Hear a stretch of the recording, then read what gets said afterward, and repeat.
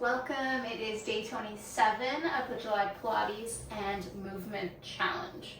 Today we are going to do pelvic clocks. So no matter what time of day it is, no matter what else you've done today, this is a great addition to your movement practice because we as a culture do not move our pelvis enough.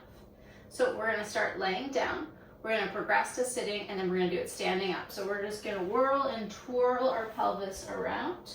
Start on your back body. Begin by getting familiar with the position of your pelvis just right here. If you've been doing Pilates with me, if you've been doing Pilates in general, you should have heard of the word pelvis by now, an anterior, posterior tilt, neutral, the famous neutral. So bring your hands to the bones of your pelvis, your hip bones, your ASIS, and your pubic bone, your pubic symphysis.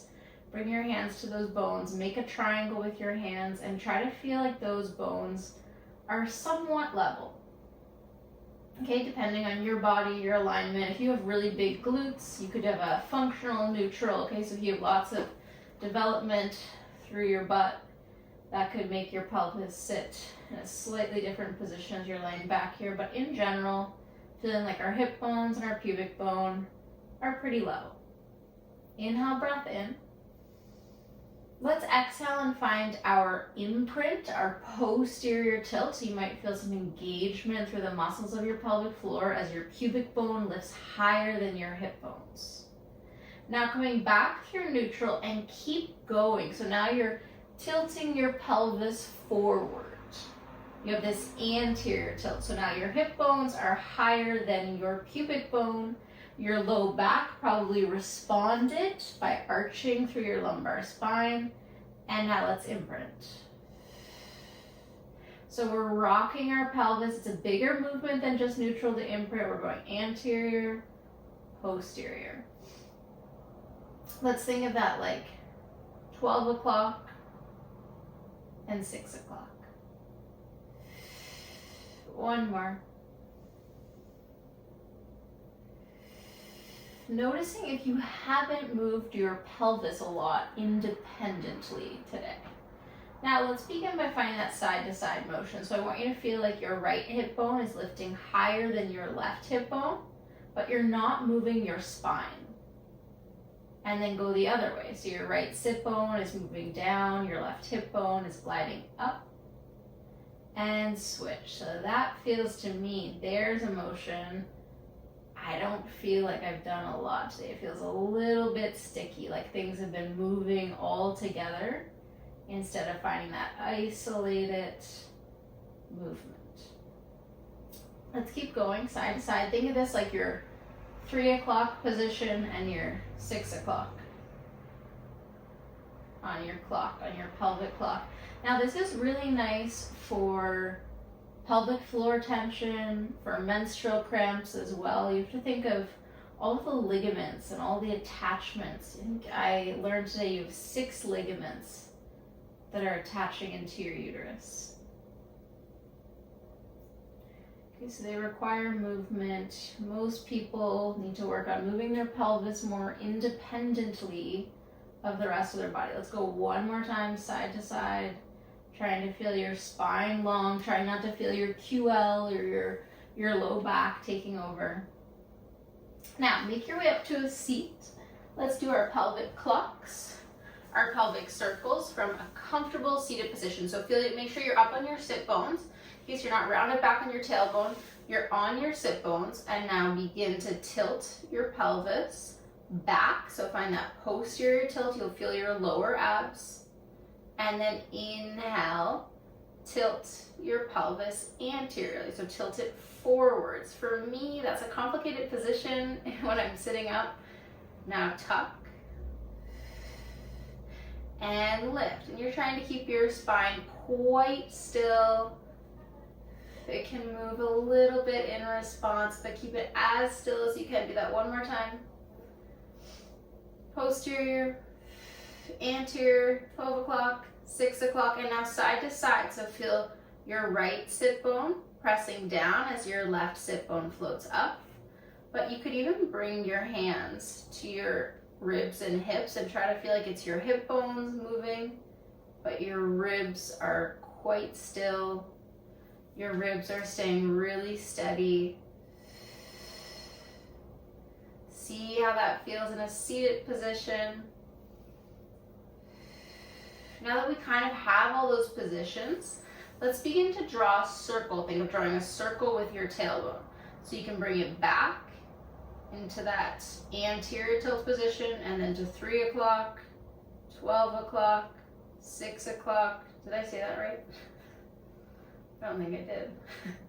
Draw your circle moving around clockwise, and then we'll go counterclockwise.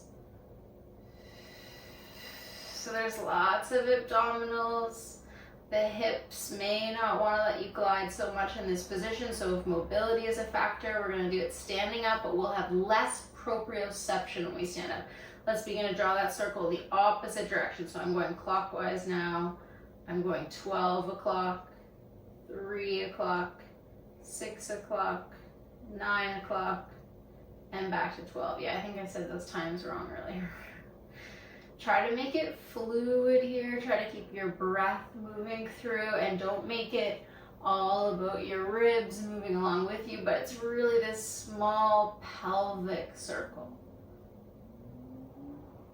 Okay, while we're here, let's move our ribs because that felt really good. So now think of your pelvis staying still, your sit bones staying grounded, and glide your ribs in this circle over your pelvis. So it's okay if your weight goes side to side, but now think of flexing, extending, moving your spine and your ribs over your pelvis.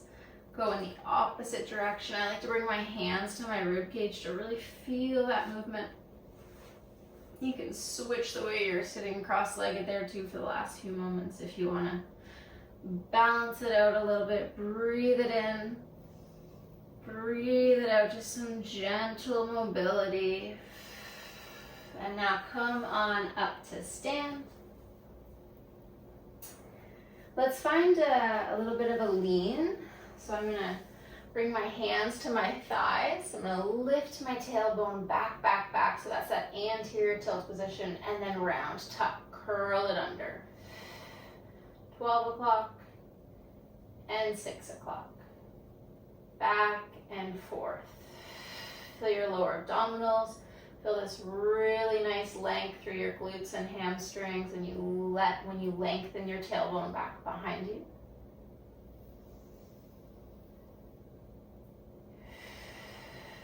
Do that one more time, then we'll try to feel side to side, then we'll make those pelvis clocks, and you'll go back into your day having moved your pelvis in wonderful ways. So now think of your right sit bone lifting and your left sit bone lifting. You can bring your hands to the bones of your pelvis if you need some awareness about where your pelvis is in space. So you got a little hike of the left hip bone, a hike through the right hip bone. My knees are bending to give my pelvis that space. Try not to just side bend here, and now draw those circles. Pelvis clocks. I like to start counterclockwise for some reason. Breathe. Keeping your ribs quite still, keeping your spine long. Let's do 2 more, enjoying the movement and mobility your pelvis has to offer you.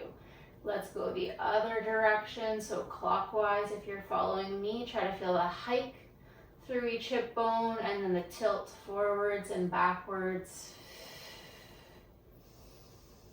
3, 2, and 1. Stand up tall, feel your ribs over your pelvis, and just feel your pelvis more open and free. Thank you for mobilizing with me.